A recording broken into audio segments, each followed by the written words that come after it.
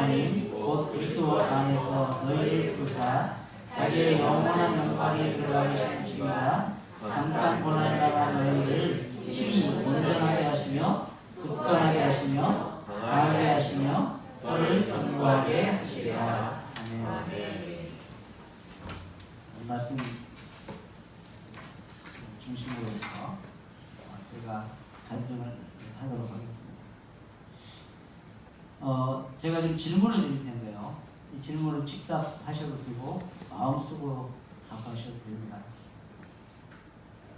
여러분은 살아계신 하나님께서 늘 우리와 함께 계시고 지금 이 순간도 우리 모두와 함께 계신다고 믿습니까? 네. 믿으시니까 오셨겠죠? 네. 그렇다면 여러분은 하나님께서 여러분 각자를 향한 사인을 보내시는 것을 알고 계시고 느끼고 계십니까? 직접 대답을 크게 안 하셔도 되고요. 마음속으로 하셔도 됩니다. 우리 투수와 포수가 이렇게 사인을 주고받지 않습니까? 사인이 맞아야 공이 새어나가지 않고 이렇게 타자를 아웃시킬 수 있거든요. 그런 사인입니다. 과연 여러분 각자는 하나님의 사인이 있다고 믿으시는가요? 하나님의 사인이 없다고 믿으시는가요? 여러분 각자는 하나님의 사인에 대해서 알고 있으신가요? 모르고 있으신가요? 과연 여러분 각자는 하나님 사인대로 살아가라고 노력하시고 계신가요? 아니면 하나님의 사인을 무시하고 계신가요? 이런 질문에 대해서 속으로 계속 대답을 하시면서 이 질문을 되뇌이시면서 제 간증을 들으시면 좋겠습니다. 중간에 가실 분도 있으실지 몰라서 결론을 먼저 말씀드리면 한마디로 요약하면 하나님의 사인대로 살기입니다. 간증의 요지는 그것입니다. 오늘 저는 제 삶에 베푸신 하나님의 은혜와 사랑에 감사하면서 그 하나님께 받은 엄청난 은혜를 우리 사랑하는 경남목청교회 성도들과 함께 나누면서 하나님께 영광 돌리고자 하는 것입니다. 저는 전라북도 김제에서 태어나서 고향에서 초, 중, 고등학교를 다니고 전주교육대학교를 나와서 초등학교 교사로 20여 년간 동직하였습니다. 교사로 재직하던 중에 방송으로 하는 한국방송통신대학교의 행정학사를 취득하였고 교감 승진 연수를 위해서 연수 점수를 따려고 준비하던 중에 대학원을 가게 됐습니다. 그래서 연세대학교 교육대학원에 입학하게 되었습니다. 대학원을 가려고는 했으나 마땅히 뭘 뚜렷하게 전공을 해야지 생각이 없었어요. 그러다가 전공을 선택해야 되겠는데 제일 재미있게 생각된 것이 상담심리학이라는 전공이었습니다. 심리학이라는 과목이 막상 대하고 보니까 너무나 흥미롭고 재미가 있었고 또 인간의 내면과 심리를 상담한다는 것은 매우 흥미로운 일이었습니다. 그래서 마치 대학원 공부를 고등학교 입시 공부 때처럼 누가 시키지 않아도 엄청 재미있게 했습니다. 여러분 아이들을 뭘 시켜도요, 아이들이 흥미를 느끼면 저절로 하지 않습니까? 교육에 대한 문제를 얘기하다 보면 제가 교사 출신이었고 교육학을 했기 때문에 할 말이 많습니다만 오늘 시간이 없어서 생략하겠습니다. 그때 제가 남양주시에 있는 진건초등학교에 근무했는데 거기서 실종까지 야간대학원을 다님에도 불구하고 그 공부하는 시간들이 너무 행복했고 또 열심히 해서 평소에 학교에서 잘 받지 못하던 장학금도 받게 됐습니다. 성적 우수 장학금. 또 대학원 동기들하고 스터디 그룹을 만들어서 상담 전문가 훈련도 받아서 졸업 후에 상담 전문가 자격증도 따고 MBTI라는 심리검사 도구의 고급 강사, 또 상담 전문 교사, 중등학교 2급 정교사 등의 자격증도 취득했는데 이때만한 그 MBTI라는 그 도구를 알게 되면서 제 자신을 자꾸 돌아보게 되었습니다. 혹시 MBTI 아시는 분 계신가요? 아시는 분 손 들어주세요. 꽤 많으시네요. 좋은 도구입니다. 나는 어디서 왔다가 어떻게 살고 또 어떻게 하나님께 갈 것인가 라는 그 철학적 질문을 제 자신에게 자꾸 던지게 되었습니다. 상담을 공부도 하고 또 여러 사람들을 상담하게 되었습니다. 그러면서 과연 제 자신이 너는 누구이며 너는 어떻게 살다가 어떻게 갈 것인가, 한 번 태어나면 한 번 죽는 인생인데 과연 가치 있게 사는 인생은 무엇인가?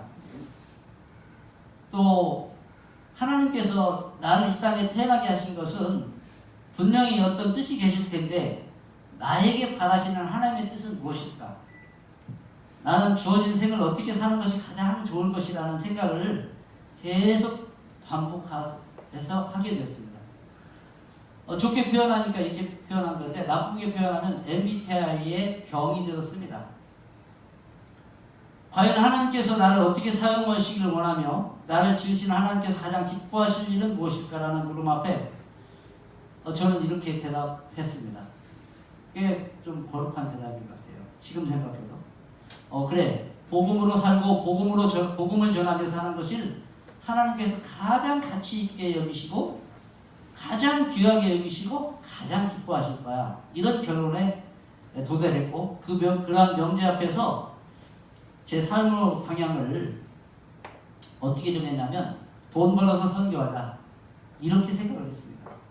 물론 학교에 교직에 있는 것도 귀한 일이고 뭐 돈을 벌 수 있는 일인데 그걸로서는 조금 어려울 것 같았어요. 그냥 먹고 사는 것은 되고 또 노후에 퇴직하면 퇴직금도 좀 나오고 해서 그냥 살아가지 않을까. 그런데 앞에서 제가 저한테 질문했던 그 내 삶에 대해서는 이건 아니다 싶어서 사업을 해야지 하고 결론을 내리고 제가 조금 그 외향적이고 조금 뭐랄까 진취적이라고 그럴까요? 결단이 빠른 편이에요. 그 생각을 하고 나서 바로 일을 실천하기 위해서 뚜렷한 사업 계획도 없이 조금 한 2년 더 있으면 연금을 받는데 연금은 무슨 연금이야. 바로 해야지. 그것도 다 포기하고 떡하니 사표를 던지고 말았습니다. 그런 사표 던지고 나서 저쪽 양수리 양평 쪽으로 차를 몰고 저기 한 바퀴 드라이브를 혼자 하는데 너무 행복했어요. 막 소리를 지르고 너무 좋았어요. 그때가 제가 40대 중반이었어요. 지금도 40대 중반처럼 보이시지 않나요? 아니에요? 약간 조소에 웃기잖아요. 하여간 너무 행복했는데 집에 와보니까 초상집 분위기였어요. 왜냐? 우리 아내하고 상의한 바도 없고 그러겠다고 뭐 오래 계획한 바도 없었거든요. 그럴 수가 있느냐. 나중에 알고 봤더니 우리 아내가 저하고 결혼한 이유 중에 하나가 선생님이었기 때문에 결혼했대요. 굉장히 실망감을 안겨주는 일이죠. 그래서 아무튼 가치 있는 일이고 또 자유롭게 하나님을 할 수 있다, 일을 할 수 있다는 것이 얼마나 기뻤는지 몰라요. 너무나 행복했습니다. 그러나 그 행복이 잠깐이었습니다. 왜냐하면 아내가 공기업에 다녔거든요. KT에 다녔는데 명예퇴직을 하라는 거예요. 그래서 공기업의 그 구조조정의 칼바람이 한참 불었지 않습니까? 그때 예기치 않던 명예퇴직을 했어요. 사실은 저는 내심 내가 나가서 사업해도 망하면 아내가 벌어서 먹고는 살겠지. 저 혼자 그런 계획을 했는데 이 사람마저 잘려버리는 거예요. 그래서 아내 그런 실직을 하게 되고 저희 형이 이제 제가 하고 있는 지금 사업을 했었는데 형이 그 회사에가 부도가 났어요. 외국으로 부도가 나고서는 너무 큰 과오를 범해서 도망을 가버렸습니다. 그리고 저희가 부모님을 모시고 살았었는데 저희 아버님이 그 해에 돌아가셨어요. 병으로 돌아가신 건 아니었고 노안으로 돌아가셨는데 그 아버님이 그 우리 가정에 굉장히 중추적인 그 역할을 했습니다. 저희 집이 큰 집이기도 하고 저희가 8남매인데 아버님을 중심으로 아주 형제 자매들이 아주 우애가 깊었어요. 그런데 그런 사건 이후에 형이 부도가 나니까 형의 그 부도의 그 회사의 문제가 우리 우애가 좋던 우리 팔남매에게 금이 가기 시작했습니다. 왜냐하면 형이 형의 아들, 다른 형의 아들, 다른 누님의 아들들 그래서 삼남매의 그 자녀들을 그 회사의 직원으로 썼는데 책임을 지는 일을 시켰어요. 그러다 보니까 형만 망한 게 아니라 형이 데리고 있던 조카들까지 법적인 문제가 연루되면서 아버님이 살아계실 때는 우리가 참 그렇게 좋았던 우리 형제가들이 각자 집안의 문제를 형제도 겪어보니까 자녀보다는 못 살더라고요. 내 자식이 먼저 그 다음에 형제가 되더라고요. 그래서 갈등이 생기고 형제 간의 의의가 상하는 거예요. 그래서 우리 집안이 참 풍지박산이 나겠다 이런 위기감을 제가 느꼈습니다. 그 와중에 저는 뭐 했느냐, 제가 왜 그만뒀다고요? 사업하려고 사업에서 돈 벌려고, 돈 벌어서 뭐 하려고? 선교하려고 이렇게 했는데 이런 일이 벌어지는 거예요. 그래서 그래 내 사업은 직전이고 우선 내가 나서서 이 부도나 회사를 살리자 하고서 그리고 또 이 분란난 가족들을 내가 다 교통정리해서 하나게 되고 화목되게 하자 이렇게 해서 부도나서 어려운 형제와 조카들도 살리고 내가 희생하면 되지 이런 마음으로 조금 전에 말씀드렸지만 사표낼 때 어땠어요? 앞뒤 안 가리고 사표 딱 내버리잖아요. 여기도 앞뒤 안 가리고 세상에 뛰어들 겁니다. 2002년이었었는데요. 2002년 당시에 80억이라는 엄청난 부도를 난 회사를 살리러 불구덩이에 제가 무모하게 뛰어들었습니다. 이건 뒤늦게 깨달은 사실이었습니다. 이때까지 모든 삶이 제가 계획하고 그걸 결정하고 제가 또 내 힘으로 하려고 하고 내가 삶의 주인이 되고 내가 주도하는 삶 그런 삶이었기 때문에 하나님의 사인을 존재를 알지도 못했고 느끼지도 또 사인을 받지도 않던 그런 삶이었음을 제가 나중에 깨닫게 되었습니다. 그럼에도 불구하고 하나님은 저를 향한 끊임없는 계획과 변함없는 사랑이 있으셨음도 나중에서 깨닫게 되었습니다. 이때부터 하나님의 역사는 저에 대한 연단의 역사가 시작이 되었습니다. 예기치 않은 일들이 벌어지는데요. 여기저기서 빚쟁이들이 그 부도날 때 부도내는 어음조가리 들고 여기저기서 나타나는 거예요. 저는 그것까지 준비를 했으면 알았겠죠. 나중에 깨달았지만 그것도 사실 제가 그랬으면 그 회사 그냥 다 정리되게 하고 제가 작은 돈으로 했어도 충분히 훨씬 더 잘했으리라고 생각합니다. 그러나 그런 모든 계획 속에 나를 연단해서 하나님이 쓸만한 도구로 만드시고자 하시는 하나님의 계획이 있었다는 것은 나중에 알았어요. 엄청 얻어 터지고 고생 찔찔이 하고 그런 다음에 알은 거죠. 그래서 하여튼간 이 빚쟁이들이 오는데 마치 우는 사자와 같이, 우는 사자가 누가 우리를 덤비죠? 사단 마귀가 덤비지 않습니까? 우리 역적 전쟁하려고. 그러듯이 빚쟁이들이 우는 사자와 같이 저한테 와서 정말 말할 수 없는 시달림을 주었습니다. 또한 저를 도와서 회사를 살려보겠다고 했던 그 조카들, 얘들은 또 다 제 살 길을 찾아서 알제배기 거래처 다 가지고 다 따라가 버렸습니다. 그럼 저는 어떻게 되겠습니까? 급기야는 구원투수하고 제가 갔었는데 제 발목에서 발목만 당기고 사실 빠지려고 했거든요. 저는 다른 무슨 사업을 하고 했기 때문에. 근데 이 발목만 빠지는 게 아니라 무릎까지 차게 되고요. 다음에는 허리까지 차게 되고요. 다음에는 목까지 차게 되고 급기야는 제가 목숨까지 거기에 던질 정도로 그 깊은 수렁에 빠졌습니다. 헤어날 수가 없죠. 가진 재산이라고 해야 제가 살던 아파트 한 채와 물류창고로 쓰려고 땅 뭐 한 1000평 사놨었는데 겹게하는 경매로 다 날라갔어요. 땅이 먼저 날라가고 집이 날라갔어요. 물질적으로 이루 말할 수 없는 고난에 처하게 됐습니다.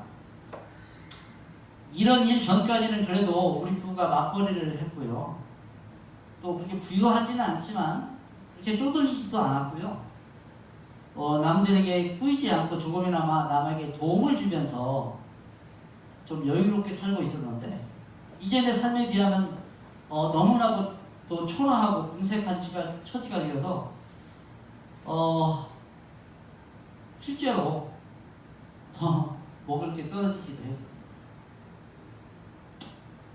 빚쟁이 하나를 해결하면 또 다른 빚쟁이가 또 와서 압류를 하고, 정말 몸부림쳐서 어떻게 겨우 그거를 해결하고 나면 또 압류를 하는 이런 반복된 상황은 온몸에서 피가 싹 빠져나가고 맥이 확 풀리고 온몸에 진이 빠지는 그런 고통을 수없이 느꼈습니다. 월급을 제때 주지 못하자 정말 가족같이 지냈던 직원들이 되레 나가서 저한테 시달림을 너무 많이 주었어요. 마음의 상처도 너무 심했습니다. 퇴직금 달라는 일용직이 그때 있었어요.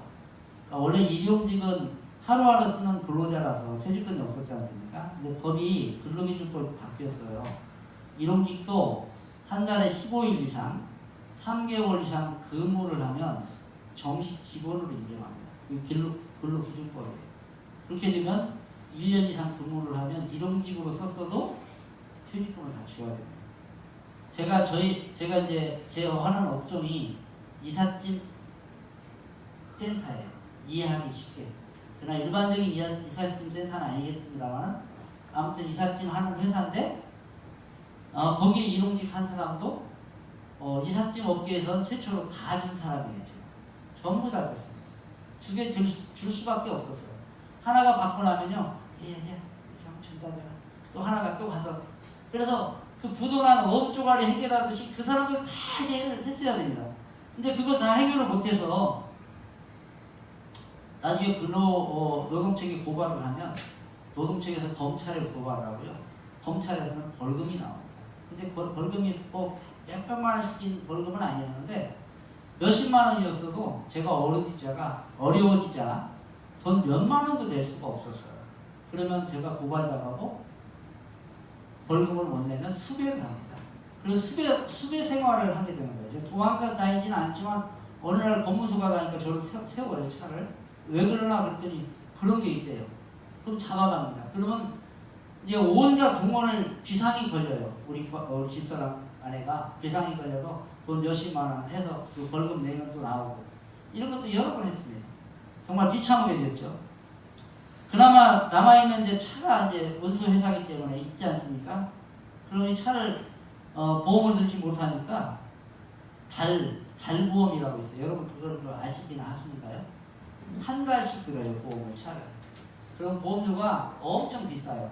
1년씩 드는 것보다 한 서너 배 이상 비쌀 겁니다. 달보험을 들었습니다. 그 다음에 이제 뭐 암보험이 뭐냐 조금씩 들었던 거 자동적으로 어떻게 되겠습니까? 유지를 못하니까 다 날아가고, 지금 저희는 그래서 보험이 다 실효되고 보험이 없습니다.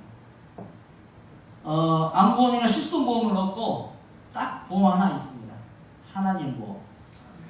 하나님께서 지켜주시니까 보험 들 필요가 없더라고요. 모르겠어요. 앞으로도 지켜주시려고 저는 믿습니다. 그 증거가 지금 나옵니다. 저희 아들이 이제 따로 온다고 왔는데, 저희 아들들 둘이 아들 하나, 머시매 하나 이렇게 각자 골고루 저도 낳았어요. 그런데 애들이 중고등학교 때 있거든요. 그 돈이 많이 들어갈 때고 학원도 다니고 그래야 되는데, 도대체 이 공부하는 아이들에게 제가 도움을 줄 수가 없었어요. 그런데 저에게 굉장히 도움 주신 전도사님 한 분 계셨어요. 지금 목사님이 되셨는데, 김중권 전도사님이라고, 여기 두 분 아실지 모르겠네요. 청소년부 담당 전도사님이셨는데 애들한테 큐티를 시켰어요. 세나를 사가지고 큐티를 시켰는데 애들이 그때부터 큐티를 많이 하면서 하나님을 깊이 묵상하고 믿음이 깊어졌어요. 애들이 우리 작은 아이가 이제 그 큐티를 하고 학교를 갔는데 방을 제가 이렇게 들여다보니까 그때 중학교 때였는데 그렇게 써놨어요. 딱 한 줄이에요. 하나님, 우리 아버지 도와주세요. 우리 아버지 도와주세요. 이렇게 큐티에다가 그 묵상하고 그 이렇게 끄적인 메모에 썼어요. 제가 그걸 보고 정말 많이 울었습니다. 그리고 그 아이들을 통해서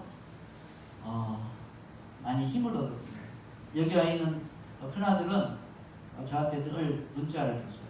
고등학생 시절에 아침마다 문자를 주고 지가 큐티했기 때문에 영성을 갖고 있기 때문에 어려워하는 걸 보고 도와주겠죠. 엄청 큰 힘이 되었었습니다. 뭐 학원이나 이런 것은 생각지도 못하고 둘째 아이가 졸업을 해야 되는데 학교에서 전화가 옵니다.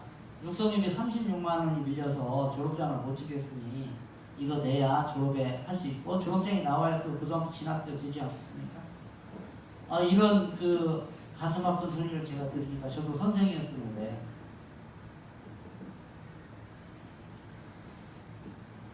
내가 돈 벌어서 하나님 호의호식하고 좋은 집에 좋은 차 타고 뭐 떵떵거리고 살자는 생각으로 제 학교 그만둔 것도 아니고요. 부도난 회사 살려서 우리 자녀들, 아니 우리 친구, 우리 형제들, 가족들 다 회생시키고 또 그 회사가 잘 되면 그 기업을 통해서 복음을 전해서 선교적인 삶을 살겠다는데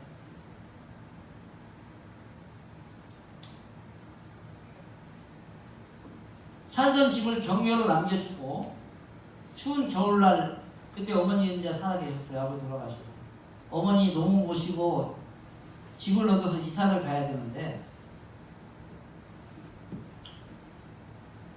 모시고 갈 새빵 하나 얻을 돈이 없는 거예요. 집을 경매하면 다 쫓겨나는 거죠. 아시죠?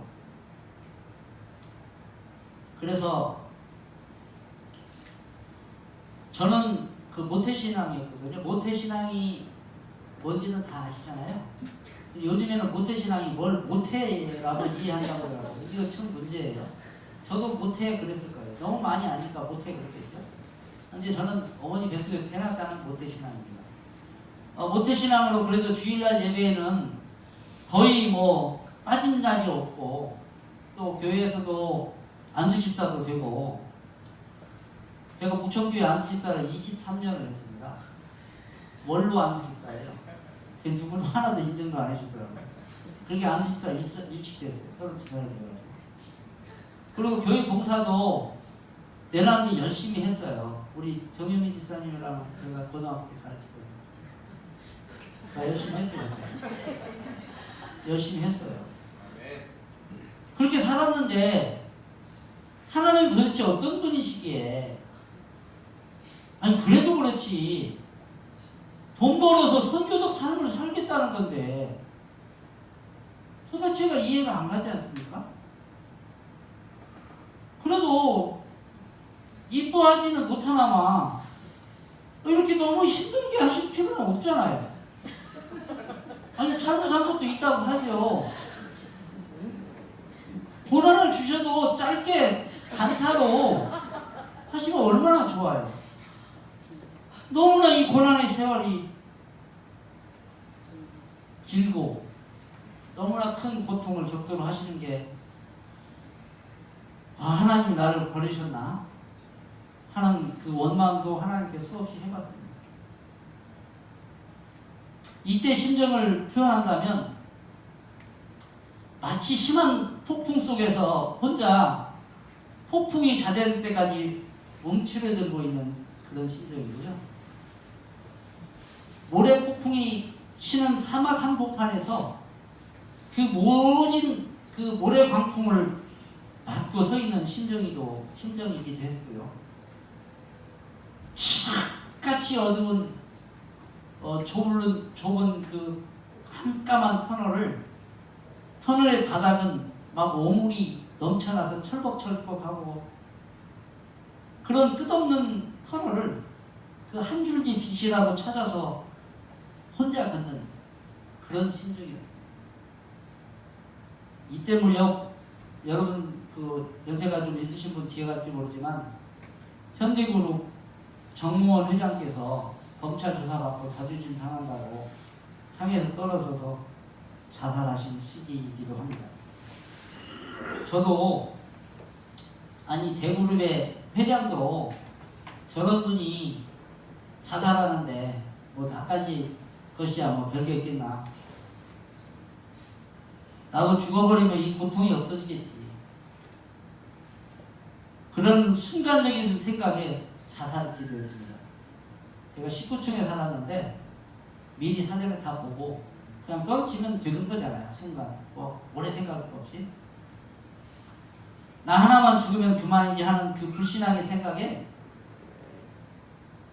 순간적으로 사단이 장난칠 빌미를 주었었고 그 마지막 순간 그 짧은 순간인데 하나님께서 건지시려고 하셨는지 야 너는 죽어. 그런데 억울하더라고요. 이 땅에서 나름대로 하려고 했는데 하나님 이렇게 이 지경에 이르렀고 예수 믿는다고 믿었는데 자살하면 천국 갑니까 못 갑니까? 잘 모르시겠어요? 자살하면 천국 못 갑니다. 그럼 그것도 억울하잖아요. 그래 죽으면 천국이라도 가야지.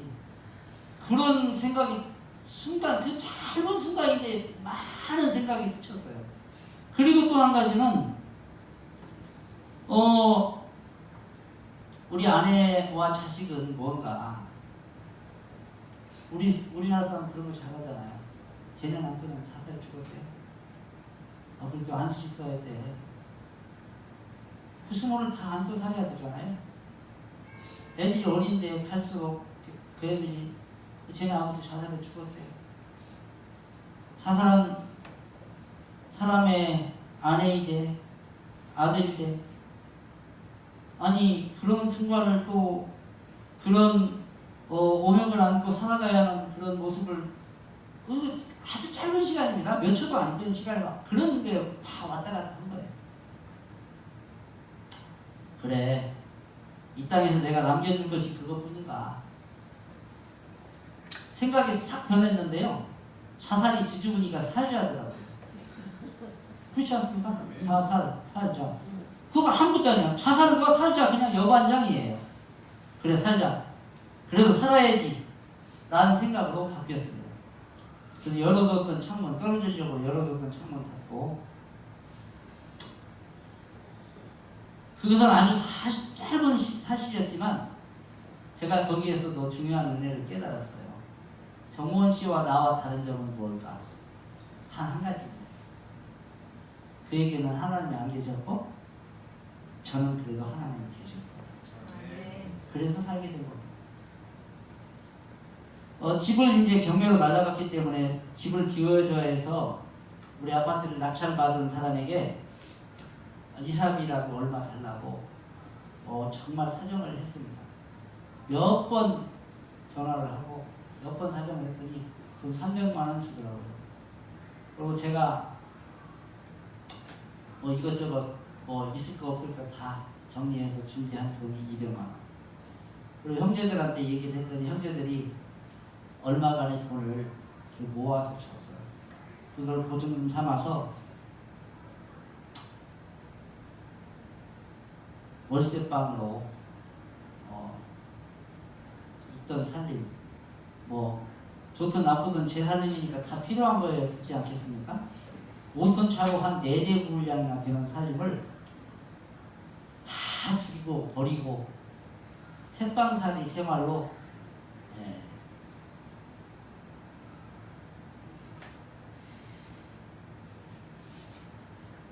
전락하고 말았습니다. 이웃도 친구도 친척도 도움을 받아야만 주변에 사람이 아무도 없었습니다. 그리고 사람이 일단 우울해지고요. 위축되어서 사람 만나기도 싫어지고요. 이때 하나님이 보였습니다. 아니 앞을 봐도 뒤를 봐도 왼쪽을 봐도 오른쪽으로 와도 볼 데가 아무도 없었습니다. 저는 사실 솔직히 하나님 앞에 고백하면 볼 데가 없어서 하나님만 본 거예요. 그런데 하나님 나중에 칭찬해 주시는데, 그래 그때 네가 나를 바랐지, 너만 나만 의지했지, 이걸 칭찬해 주시더라고요. 그럴 줄은 몰랐는데 저는 볼 데가 없어서 하나님만 볼 거예요. 그래서 하나님만 의지할 수밖에 없었습니다. 제가 찬양 한 곡 하고 하겠습니다. 그때 불렀던 찬양 함께 아시는 분은 같이 하셨으면 좋겠습니다. 왜 나만 겪는 고난이냐고. 앉아 해주실 거예요? 고맙습니다.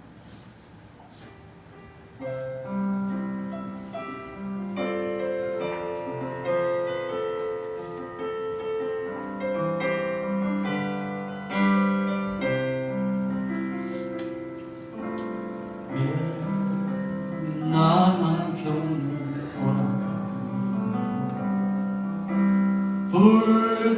불평하지 마세요. 고난의 뒤편에 있는 주님이 주실 줄도 믿으면서 감사하세요.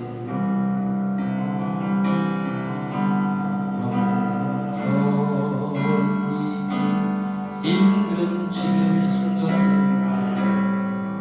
주님이 일하고 계시잖아요. 남들은 지쳐 앉아 있을지라도 당신만 일어서세요. 힘을 내세요. 힘을 내세요. 주님이 손잡고 계시잖아요. 주님이 나와 함께함을 믿는다면 어떤 역경도 이길 수 있잖아요. 같이 하시죠. 왜 이런 슬픔 찾아왔는지 원망하지 마세요. 당신은 잃은 것보다 주님께 받은 데 더욱 많은 게 감사하세요.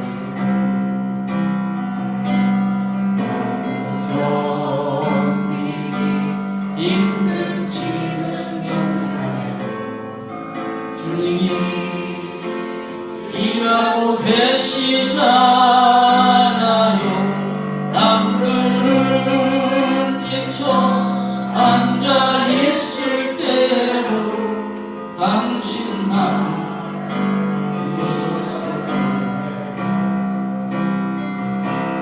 힘을 내세요. 힘을 내세요. 주님이 손잡고 계시잖아요. 주님이 나와 함께함을 믿는다면 어떤 고난도 견딜 수 있잖아요. 잠이 안 오는 시간에 어차피 잠이 안 왔습니다. 잠이 오겠습니까? 제가 지금 한 65km 나가는데요. 그때 48km까지 나갔어요. 48km는 제가 군대 갈 때 군대 갈 수 있는 미달 체중이 47kg예요. 근데 그때 제가 49km 나갔어요. 2km만 빼면 군대도 안 갈 수 있는데 그러고 싶지 않았어요. 자존심이. 그런데 이 고난의 시절에 49km까지 나가요. 정말 해골같이 생겼더라고요. 제가 봐서.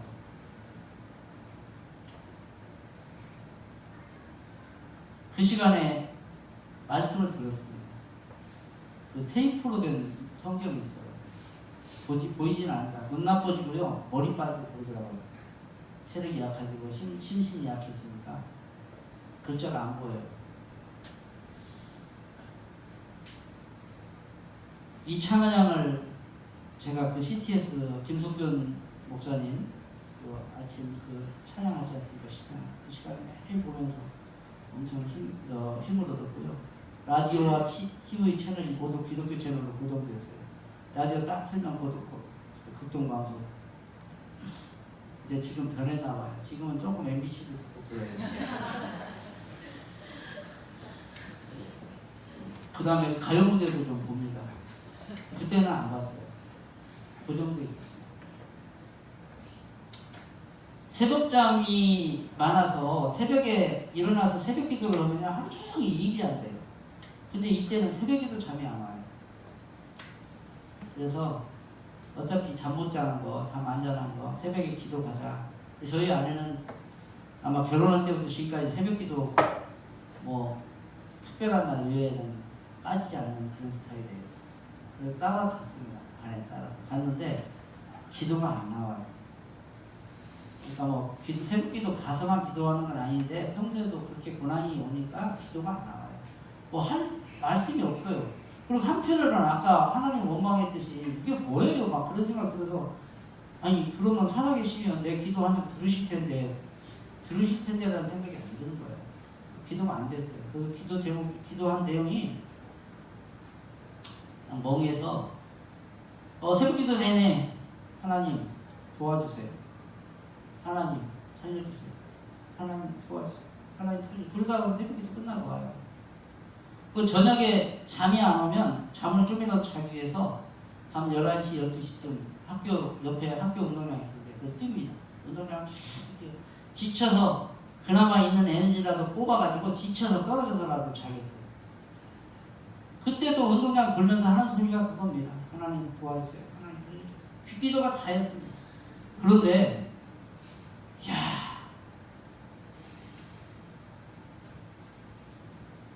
그 속삭임만 듣고도 하나님께서는 제 형편을 이미 다 알고 계셨고 또 저의 기도를 다 알아들으셨기 때문에 오늘날부터 하나님 음성이 들리는 거예요. 귀 옆에서 하나님 속삭이시는 거예요. 뭘 하면 다 얘기해요. 그때는 저도 모태신앙이었지만 정말 신비한 경험이었습니다. 내가 누구에 대해서 기도를 하면 제 정진우 집사님에 대해서 기도를 하면 다 얘기를 해줘요. 진우가 이렇다. 진우가 이렇다. 또 누구에 하면 누구가 이렇다. 어떻게 해서 막 너무 많아서 어떻게 할 수가 없어서 기도 수첩을 만들었어요. 하고 적었어요. 근데 지혜롭지 못했어요. 너무 처음에 그런 걸 겪다 보니까 지혜롭지 못했어요. 어떤 사람은 그대로 전달해 주니까 막 성질을 내는 거예요. 굉장히 나빠지는 거예요. 그대로 전달하면 안 되는 거예요. 그런데 전달을 안 하잖아요. 말씀을 안 하시는 거예요. 너는 네 마음대로 하는 거야. 이 연단의 시절이 하나님께 저한테 꼭 필요했던 거예요. 그 거룩한 뜻은 이쁘잖아요. 돈 벌어서 선교하겠고 물론 선교를 돈으로 하는 건 아닌 것을 알지만은 아무튼 뭐 많이 이렇게 할 수 있는 방법이 있지 않습니까? 그런데 하나님은 그렇게 바로 용납을 안 하셨던 이유가 있었던 거예요. 제가 만들어줘야 돼요. 저는 돈 생기면 정말 죄송하지만 정말 나쁜 데로 빠져나갈 개연성이 많은 사람이에요. 잘생기진 않았지만 굉장히 그런 농후한 사람이에요. 제가 저를 알아요. 하나님은 그걸 용납 안 하신 거예요. 너를 만들어야 된다. 만들어야 네가 온전해질 거야. 예, 그 과정이 있었는데 그것까지 다 하기는 오늘 나르세야 돼서 목사님 나르시면 안 되죠. 예, 목사님 지금 알기 때문에 목사님 나르세는 거 용납해 주실 분이 아니에요. 제가 그래서 목사님이 정말 귀하신 분이에요. 제가 존경하죠. 여러분 존경하지 않습니까? 네. 개척해서 이렇게 교회 이루시게 힘입니다. 그래서 하나님 음성을 들려오기 시작한 거예요. 제 성령님께서 제 귀에 속삭여 주시고 말씀해 주셨어요. 그 짧은 음악이 기어져 있지만 성령님께서 그 대화로 이루어졌고 너무나 놀랍고 감사하고 행복했습니다. 그 시간 이후로 지금까지 행복합니다. 앞으로도 행복할 것입니다. 이후로 저는 제 삶의 방식을 변화하기로 결단했습니다. 왜? 하나님이 말씀해 주시는데 내가 뭐 고민할 필요도 없는 거예요. 내가 계획할 필요도 없는 거예요. 심지어는 제가 사무실을 하나 얻는데 원래 제 스타일은 딱 돌아다녀서 괜찮은 사무실 있습니까? 맞습니까? 그럼 계약서 딱 써요.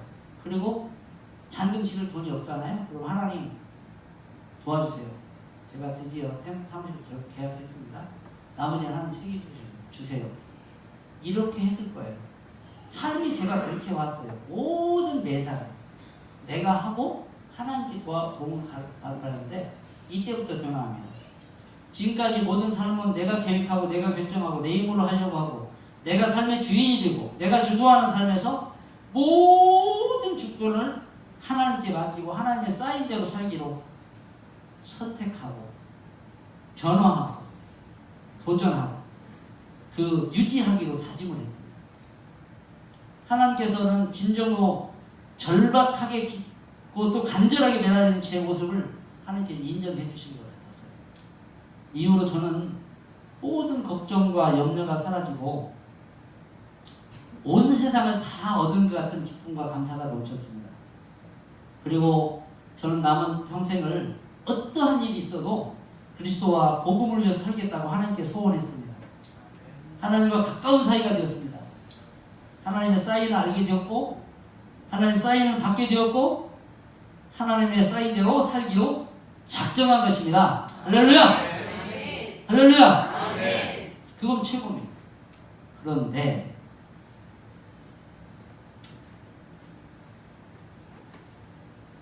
현실을 돌아보면 현실은 또 아닌 거예요. 아니 이렇게까지 하셨는데 현실은 여전하거든요.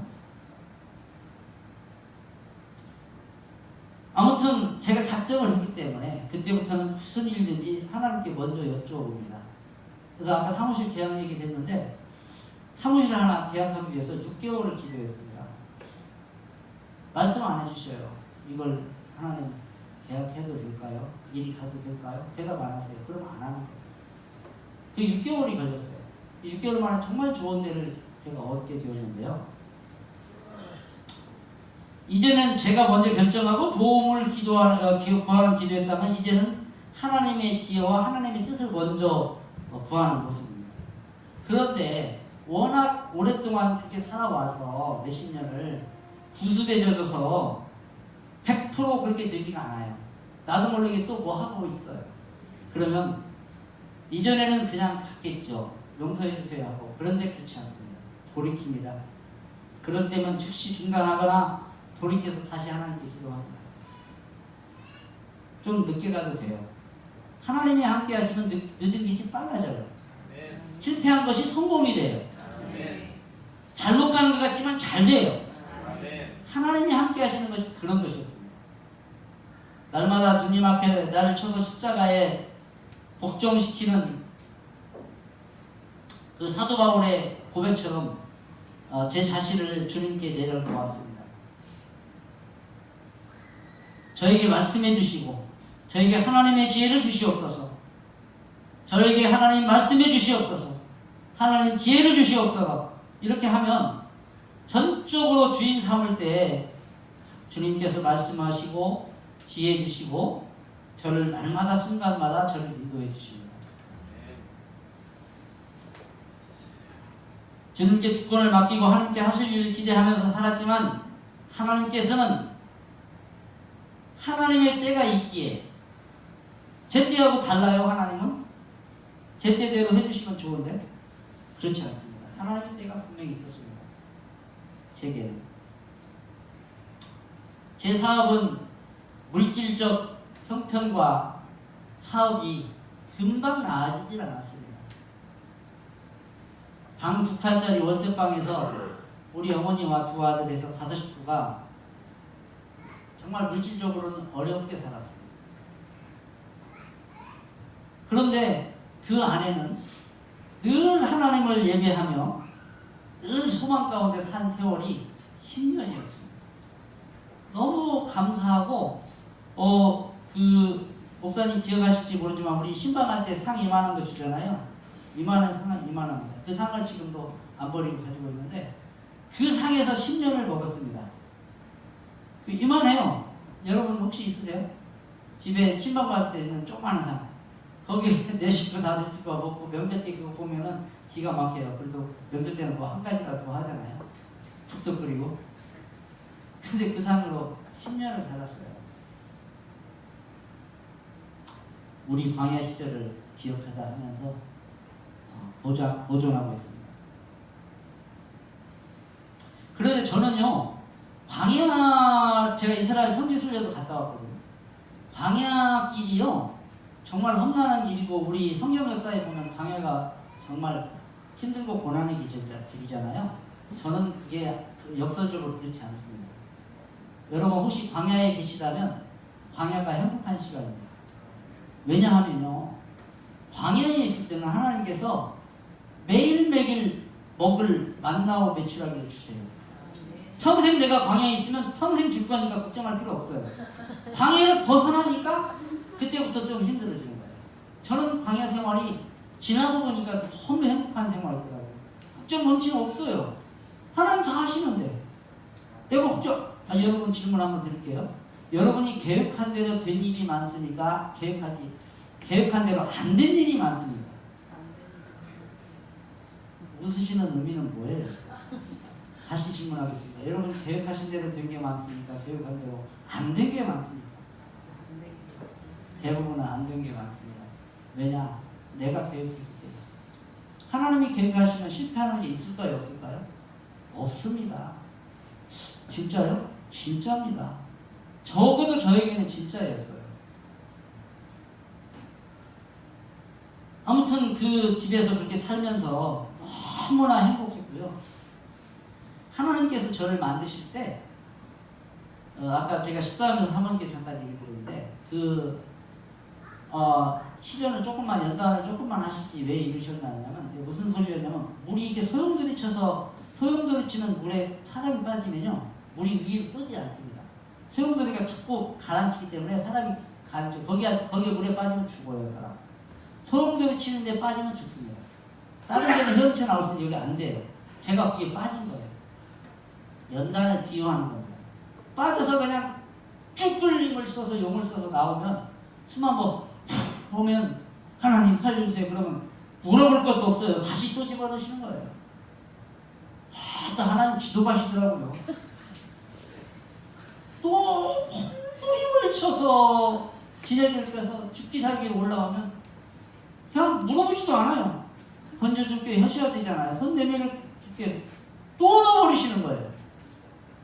제가 볼 때는 한 3번 정도 그렇게 하신 것 같아요. 기간은 한 10년. 이 짧은 시간에 하는 거지만 정말 길었습니다. 왜 그랬냐? 너는 그 정도 해야 사람 되는 거야. 내가 볼 때는 안 돼. 너 또 돈 생기면, 명예 생기면, 뭔가 권력이 생기면 교만해지고 너 나한테 선교하고 뭐 아니야. 너는 그럴 놈이 아니야. 하나님 저를 너무 잘하신 거예요. 그렇게 훈련을 시키시려고 하셨던 거예요.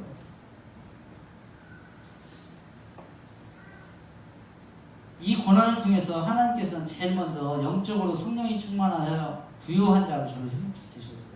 그러니까 물질을 먼저 주시는 게 아니고 영적으로 부유해져요.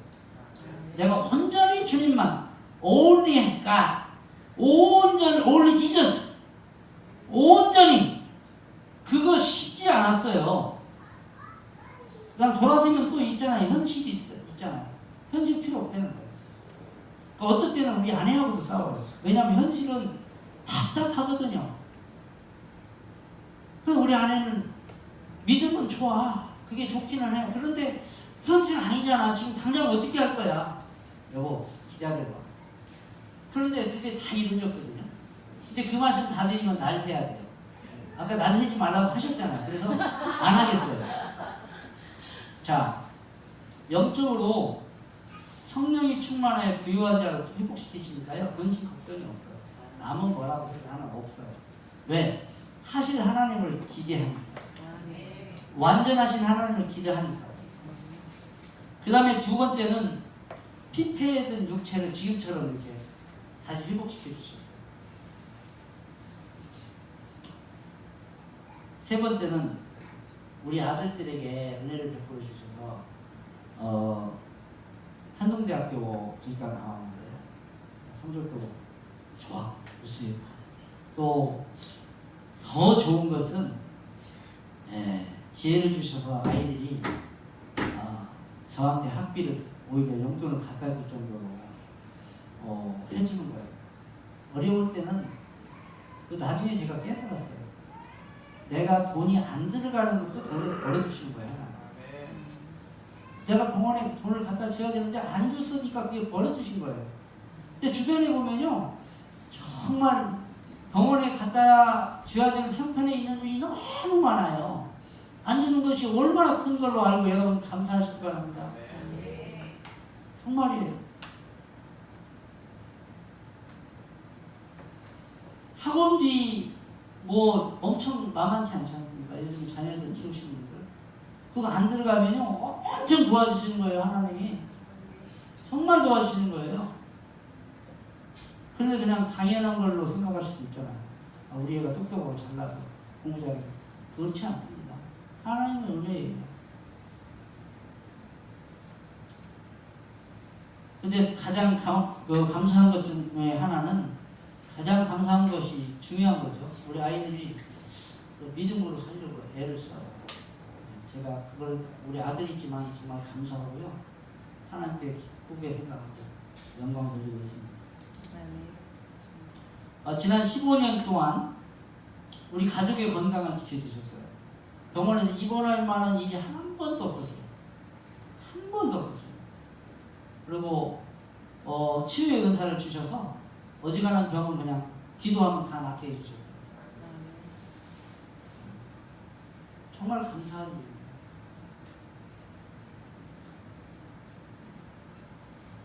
가족의 큰 걱정거리도 막아주셨고요.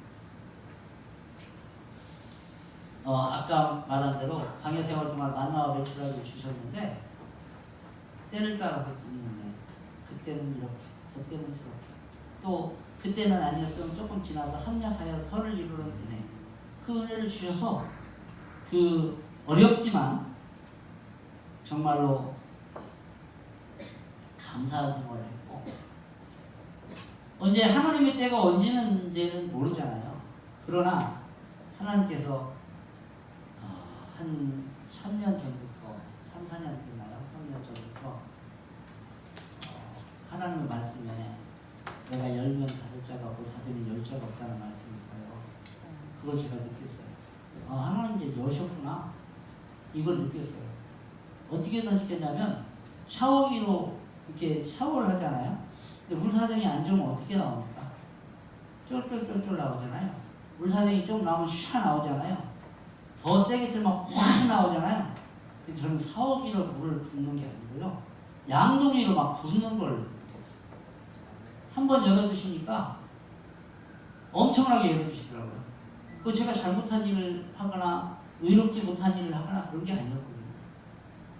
하나님이 작정하시니까 그걸 해요. 그래서 하나님께 물어봤어요. 하나님 이게 뭡니까? 진짜 내가 힘들게 살았는데 하나님께서 저한테 영적으로 새롭게 해주시고 힘을 주시더니 이제는 때인가요? 죄송합니다. 하나님 저 칭찬받았어요. 진짜. 네가 그 고난 가운데 나만 찾았잖아. 양심에 좀 찔리더라고요. 왜 찾았는데 나는? 하나님은 볼 수밖에 없어서 찾았지. 내가 진짜 찾으려고 찾은 건 아닌데 거기밖에 볼 수밖에 없었거든요. 근데 하나님 그걸 칭찬해 주셨어요. 너 나만 봤잖아. 나만 의지했잖아. 내가 너한테 주는 선물이야. 누려. 이러시는 거예요. 할렐루야. 그래서 지금은 물질의 축복을 열어주셔서 대기업과의 경쟁에서 저희가 뭐 대학, 기업체 이런 데 하는데 여러분 대학통이나 한지는 기억하시죠? 국내 최대의 물류 회사 1, 2위 기업인데 제가 거기하고 경쟁해서 이길 때도 있어요. 그 대기업하고. 기적적인 일이에요. 실제 이겼습니다. 또 입찰을 통해서도 넘치는 은혜를 부어주셔서 낙찰이 척척 됩니다. 이 입찰이 굉장히 어려운 거예요. 입찰을 아시는 분은 아실 거예요. 어떤 건 3,000대 1도 되고요. 1등하고 2등하고 뭐 몇 억짜리가 몇 천만 원, 몇 백만 원, 아니 몇 천 원 차이로도 안 되는 겁니다. 낙찰도 열어주시고요. 잃었던 집도 다시 샀습니다. 사업장도 법인이 하나였는데 법인을 2개 만들어서 이루게 해주셨고, 또 멋진 제기. 40대 중반에 이렇게 넘어지면요 정말 일어나기 힘든 거예요. 정말 힘듭니다. 저희가 정말 부끄러운 얘기지만 지금 당당하게 하나님 은혜이기 때문에 말씀하시는 거, 지금 파산 면책까지 당한 거예요. 파산 면책. 인간 쓰레기 취급해요. 경제적으로는 쓰레기 취급을 해요. 근데 다 회복돼서 오늘 제가 신용보증기금에서 뭐 얼마 대출에게 주겠다고 확정 전화 받고 여기 왔어요. 다 정상화됐어요. 우리 회장 되신 우리 회사의 회장님은 하나님이십니다. 회장 되신 우리 하나님께서 이 어려운 국내의 경제 환경 속에서도 저희 회사는 일자리를 창출하고 청년 실업을 도우며 올해도 사람을 4사람이나 또 채용을 했습니다. 급성장하는 기적을 이루었습니다. 지금의 경제 상황이 많이 안 좋다고 합니다. 실제 어려움이 많으실 거예요. 특히 자영업 하시는 분들. 그런데요, 감히 말씀드리건데 하나님께서 작정하시고 붙잡아 주시니까 다 되는 거예요. 올해도 1월 달에 벌써 4억의 매출을 이루었습니다. 연간 계획만. 저는 놀라워요. 그러니까 날마다 일마다가 놀라운 거예요. 이래도 되시는 건가? 제가 그런 질문을 드릴 때 하나님, 그래, 조건이 하나 있어. 네가 좀 겸손하게, 교만하지 말라. 저는 교만해지면 그것이 제 영적, 육적 생명의 끝이라고 생각합니다. 그래서 기도 제목, 첫째 기도 제목이 우리 가정과 회사가 주님의 복을 위해서, 그리스도를 위해서 꼭 쓰임받는 가정과 회사가 되게 해달라고 기도하는 것이 가정 예배 때마다 드리는 그 기도 제목 그 한 가지가 그것입니다. 그러면 하나님께서 하나님이 깎아보시잖아요. 나 안 되면 하나님 덜 하게 되니까 깎아보시잖아요. 하나님 도와줄 수밖에 없잖아요. 그런데 제가 조건부로 그런 건 아니고 제가 원래 소원했기 때문에 그렇게 하겠다. 그걸 변할까 봐서 그 많은 고난 동안 시련 동안 저를 만드셨기 때문에 제가 변하면 안 되는 거죠. 변할 수가 없는 거죠. 찬양 한 곡 하겠습니다. 오신실 하시고 아시면 같이 하셨으면 좋겠습니다.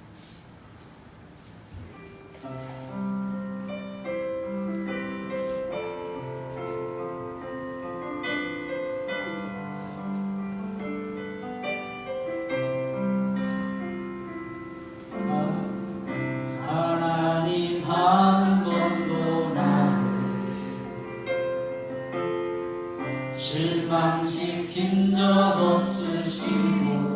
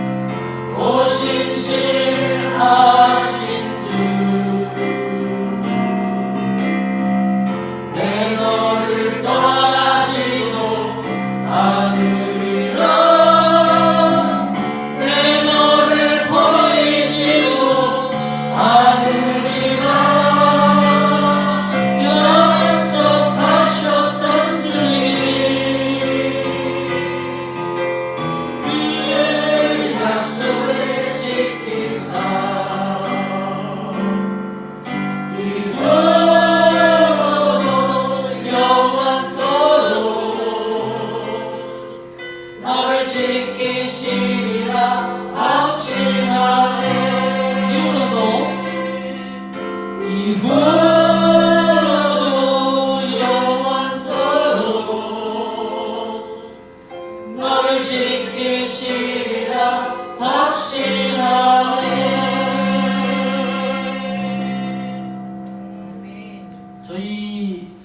저를 떠났던 조카들은 아무튼 같은 업종들에 있는데요. 아주 성업을 이루고 큰 성공을 이뤘습니다. 그 친구 중에 하나는 대한민국에서 이사팀으로 제일 큰 회사를 합니다. 대한민국 기업 구조를 하는 되었고, 제가 우리 형님 되기로 했는데 형님도 다 법적인 문제 이런 문제 다 해결되고 지금 자영업을 하면서 행복하게 살고 계시고요. 이로 인해서 제가 그 형제들의 화목을 이루려고 했는데 우리 형제가 8남매예요. 딸 5, 아들 3인데 8남매가 다 살아있습니다. 우리 큰 누나가 83인데 큰 누나부터 제가 막내거든요. 이번에 저희 집에 다 모여서 추도 예배 드리면서 8명이 찍었는데 그 사진 어차피 보셔도 잘 모르니까 살아있더라. 화합을 이뤘습니다. 정말 위해가 좋습니다. 다 신앙생활을 하고 있고요. 장모님, 권사님 다 보셔서 잘 지내고 있습니다. 할렐루야. 아멘. 배 아프세요? 할렐루야. 아멘. 감사합니다. 모든 분과 하나님께 드리고요. 하나님께 가까이 지내는 법 여러분 다 아시잖아요. 너무 쉬워요. 근데 쉬운 것이 더 실천하기 어려워요. 하나님께서 우리가 가장 쉽게 너와 가까워질 수 있는 방법을 주셨거든요. 너무 어려운 것도 아니에요. 그거 뭘까요? 무엇이겠어요? 모두 다 아시잖아요. 예배하는 것입니다. 예배가 최고입니다. 하나님은 우리를 지으신 목적이 우리를 통해서 예배를 받으시기 위해서 지었어요. 그러니까 예배를 드리는 거예요.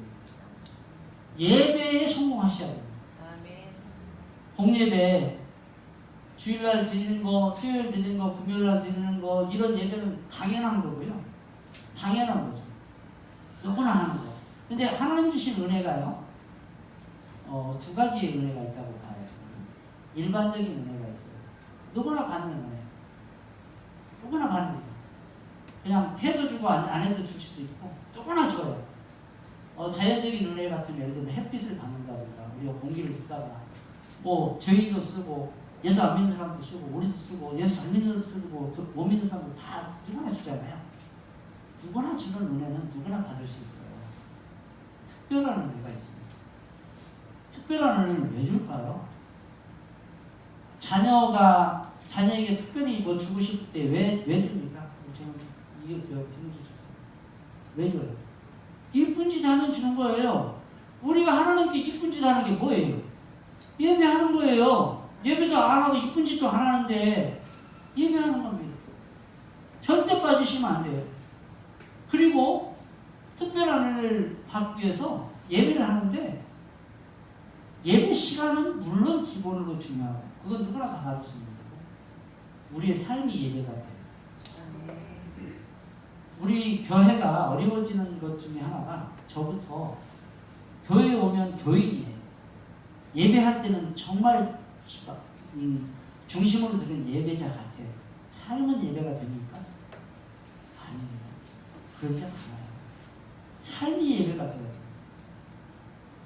그리고 예배가 삶이 되고 삶이 예배가 되는 겁니다. 그러면 내가 지금 무슨 일을 하든 어디에 있든 무슨 일을 하든 간에 그 자리에서 예배해요. 그런 마음으로 그 하나님은 그걸 기뻐하신다는 말씀을 드리고 싶은 거예요. 다시 말씀드려서 예배드리는 마음으로 살고 삶을 예배드리는 것처럼 살아야 한다는 말씀입니다. 에이! 어떻게 그렇게 해? 말이나 되는 소리야. 어떻게 그럴 수가 있어? 우선순위를 바꾸면 됩니다. 지금까지의 삶에 만족하고 지금까지의 신앙생활에 만족하시면 안 하셔도 됩니다. 그대로 하시면 돼요. 왜? 만족스러우니까. 예수 믿는 목적이 뭐예요? 왜 예수 믿습니까? 누가 대답하세요? 예수 왜 믿는 거예요? 틀린 답은 없어요. 그냥 자신 있게 해보세요. 목사님 원래 대답을 안 하시는 거예요? 오늘만 그러시는 거예요? 예수 왜 믿습니까? 저는 궁극적으로는 행복해지려고 예수 믿는다고 생각합니다. 천국 가는 것도 행복하려고 그러는 거예요. 그러면 천국만 가서 행복한 게 아니라 하나님을 원하시는 것은 이 땅의 삶이 행복해지기를 원하시는 거예요. 선택은 누가 하느냐? 우리가 해야 돼요. 행복을 선택할 건가? 그럼 참된 행복이 뭘까? 가능하면 우선순위를 바꾸시면 됩니다.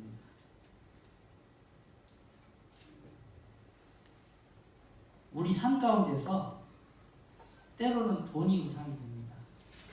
하나님이 뒤로 밀려요. 자식이 우상이 됩니다. 그런 거 저 굉장히 많이 봤어요. 학교 있을 때도 보고 지금도 더 그러잖아요. 자식이 벌벌을 주고 온갖 것을 다 희생합니다. 실제적으로 그 통계를 보니까 주일날 교회를 보내야 되냐 학원을 보내야 되냐 갈등하는 통계를 보니까 교회 중직의 자녀들이 교회 중직들이 대답한 게 더 많아요. 학원을 보내야 돼. 뭐라고 대답하냐? 너 부지런히 학원 가서 공부하고 공부 잘해서 좋은 대학 가서 크게 하나님께 쓰임 받아야 돼. 그래 좋은 대학 가서 크게 쓰임 받는 사람보다는 좋은 대학 가서 예수 버리고 하나님 버리는 사람이 더 많더라고요. 좋은 대학도 가야 됩니다. 또 공부도 잘해야 돼요. 그걸 폄훼하는 건 아니에요. 필요합니다. 그런데 그 갈 수 있는 요소가 어디가 있냐면 하나님의 지혜를 받으면 돼요. 하나님의 지혜가 다 되는 거예요. 우리의 짧은 생각과 지혜 여기 한도가 있지만 하나님의 지혜는 끝이 없거든요. 무한하거든요. 그래서 자식이 우상이 되기도 하고 때로는 주일날 결혼식이 우상이 되어서 결혼식에 가야 되고 또 어떤 때 일을 해야 돼서 일이 우상이 되고 이런 일들입니다. 쉽지 않죠? 사실 쉽지 않습니다. 아니에요. 왜 아니냐? 하나님은 그보다 귀하시고 크시고 위대하시고 능력 있으신 분이기 때문입니다.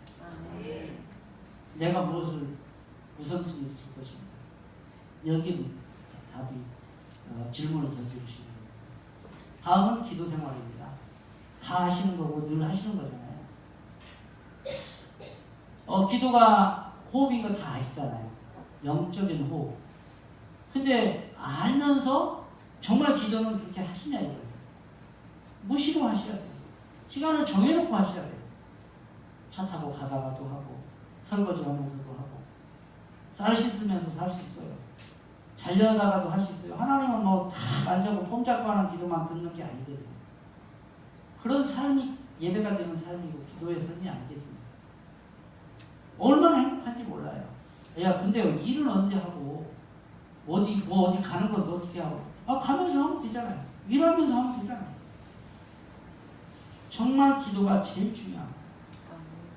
아니 자식이 집에 들어오면 탁 들어와서 방문 탁 닫고 싹 들어가서 밥 먹으라도 안 먹고 문 열어달라고도 안 들고 아침이면 쓱 가고 용돈 필요하면 손 내밀고 자식은 자식이잖아요. 호적상으로. 그런데 실제 관계 속에서는 정말 자식답지 않을 수가 있잖아요. 그러려면 어떻게 돼요? 소통해야 됩니다. 제가 최근에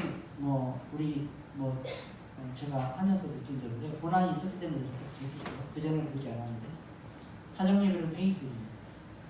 가정예배 다른 거 없어요. 성경 한 절 읽고 돌아가면서 그날 있은 일, 좋은 일, 나쁜 일, 굳은 일, 섭섭했던 일, 좋은 일 다 두루두루 다 얘기하고 어느 날은 1시, 2시 될 때도 있고 어느 날은 야 그만하고 빨리 찾아. 그럼 간단히 오늘 끝 할 말 없으면 또 갈 수도 있고 그러나 그것이 너무 중요해요. 아이들하고 소통하는 건 최고예요. 저는 권하고 싶습니다. 하고 계시면 계속 하시면 되고 안 하시면 해보십시오. 어리고 크고 그것이 관계없어요. 요즘 바빠서 안 되잖아요. 들어오는 시간도 다르고 한 주에 한 번이라도 했으면 좋겠어요. 매일 하면 더 좋고 시간 정할 필요도 없어요. 들어오는 대로 하면 되잖아요. 그러나 그 심어주는 게 우리가 가장 자녀 후손들에게 물려주는 가장 최고의 유산은 신앙입니다. 저는 우리 아버님을 최고 존경하는데요. 이유는 딱 한 가지예요. 신앙의 유산을 물려줘서 내가 하나님의 자녀로 태어나게 하셨던 거, 또 하나님의 자녀로 살게 하셨던 거, 이게 너무 정말 최고의 행복이고 축복이라고 생각해요. 아버지 그래서 존경합니다. 여러분은 무슨 유산을 남겨주시겠습니까? 빌딩 하나씩 사서 주시겠습니까? 그거 금방 날아가요. 신앙의 유산을 주셔서 그 바탕 안에 주시면 방 한 칸 얻어줘도 빌딩을 만들 수가 있어요. 빌딩을 또 신앙이 없으면 그 빌딩 날아갈 수 있어요. 기도는 영적 호흡이기에 시간을 정하고 무시로 기도하는 것들은 우리가 영적 생명을 유지하기 위해서 매우 중요하고 필요한 일이고, 기도 생활이 없으면 영적 침체와 피폐를 겪어지거든요. 그러니까 마찬가지예요. 은혜를 받았다고 해서 그것이 끝이 아니라 계속 끊임없이 하나님과 동행하는 게 행복한 것이거든요.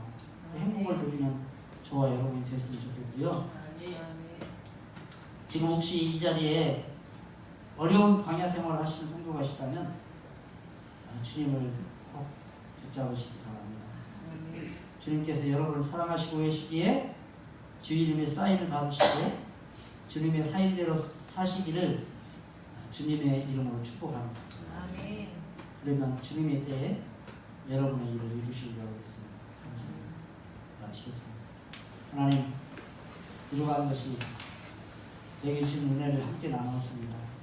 혹시 마음에 조금이라도 부담이 되는 일이라면 하나님 잊어버리게 하시고, 정말 마음에 새겨지는 말이라면 꼭 새겨서 이 시간 이후로 하나님과 살아가는 영적으로 부요한 감사와 기쁨이 넘치는 행복한 건담목초교의 모든 교우와 저희가 될 수 있도록 인도하여 주시옵소서. 목회하고 계시는 우리 목사님께 성령의 은혜로 충만케 하여 주셔서 하늘의 영권과 인권과 물권을 하게 해주셔서 마음껏 목회하시고 하나님께 영광 돌리시도록 주께서 은혜를 더하여 주시길 믿사오며 부족한 것은 예수님의 이름으로 감사하며 기도합니다.